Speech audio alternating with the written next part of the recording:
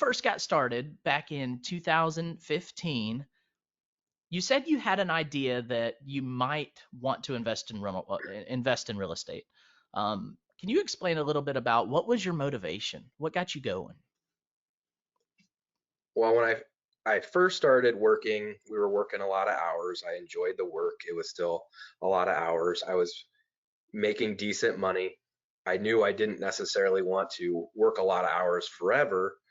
I also wanted to make sure I invested that money. I wanted to make that money work for me. I didn't have any real idea of what that path would be when I first started. Actually, when I really started investing my money, I some people at work told me about oil stocks, and I picked the perfect time to not buy oil stocks. I should not have so lost money on that. Everything looked great. The stocks I bought had been paying great dividends for 10 years. Everything looked perfect. But then, of course, the time I decided to invest in that was the time that things went down as far as oil prices. So that was fun. Um, and a buddy of mine at work, Devin, he actually got me interested in real estate. I knew nothing about real estate. It hadn't even popped into my mind I should buy real estate. He told me, he said, he knew I was trying to make money with the oil stocks and just investing in stocks in general, because that's what you learn. That's what you hear about a lot, is investing in stocks, and an easy thing to do. But he told me to read the book Rich Dad Poor Dad. And over Christmas of 2014, I read that book in 2 days and I was hooked at that point. And then I Yeah. started, yeah, that book was wonderful, and got me really hooked and going.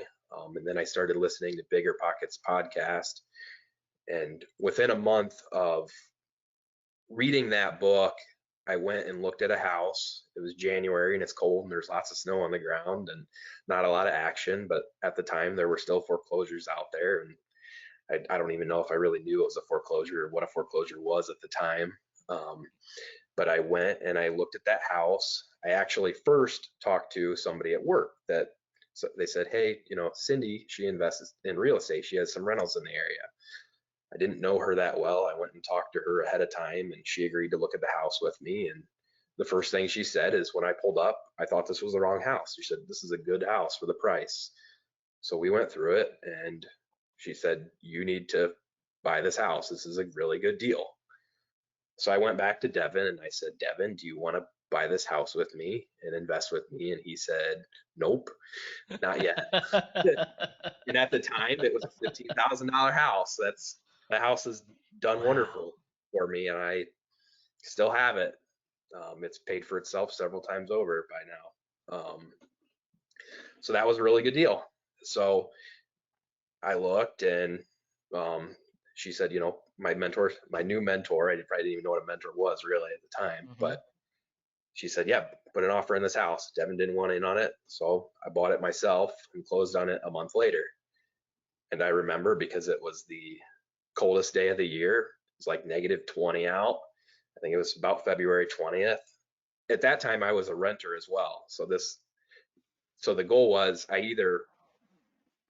rent this house out was the plan. My backup plan is I just live in it. So my parents came up from Ohio. They're like, "Oh, Dan's buying a house, or baby's buying a house, so whatever." So they Let's get a U-Haul lined up and move our baby into his new house. Little did they know what kind of house you were buying, right? right, they weren't too thrilled about it. Especially my mom was kind of leery about it, and she's Hmm. like, "Just move in it, just live in it." But luckily, they helped me fix it up, and I spent months working on fixing it up after work each day, and got it rented out. We There's met a my first renter I met in line at Walmart, returning curtains that my mom had bought that were not the right size or whatever it was. So that was really funny. Just started chatting him up in line. He was there to work at the shipyard, and he didn't have a place to live, so I rented it to him. I didn't know some of those details about your beginnings, and I think it's an amazing thing. I think it's a beautiful story. Honestly, there's a lot of beauty to your story. Thanks, Eric. Yeah, the timing couldn't have been more perfect. I mean, another part of it was when I bought it, we were working a lot of hours, but then the company slowed down and company wide, we got cut back to 32 hours a week.